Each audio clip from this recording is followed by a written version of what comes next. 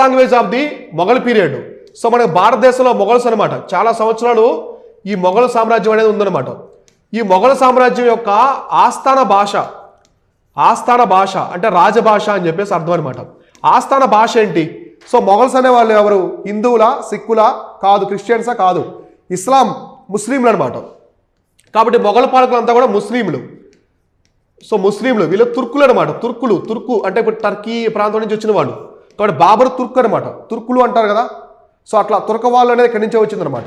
అయితే వీళ్ళు ఏ భాష, వాళ్ళకి ఆస్థాన భాష ఏంటని చెప్తున్నారు.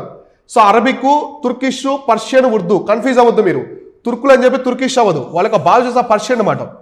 పర్షియన్ అనేది మొఘల్స్ యొక్క ఆస్థాన భాష.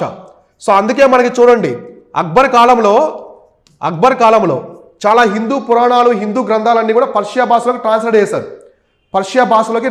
అనమాట. మన మహాభారతాన్ని రజనామా అని చెప్పేసి ట్రాన్స్లేట్ చేశారు. అంటే మహాభారతం సంస్కృతంలో ఉంటుంది, దాన్ని ట్రాన్స్లేట్ చేసి అనువాదం చేసిన దాని పేరు రజమనామా అనమాట. అది పర్షియాలోకి మార్చారు.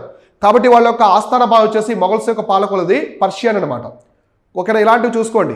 ఇలాంటి క్వశ్చన్స్ అన్నీ కూడా మన టెలిగ్రామ్ ఛానల్, వాట్సాప్ ఛానల్లో మనం పెడుతూ ఉంటాం.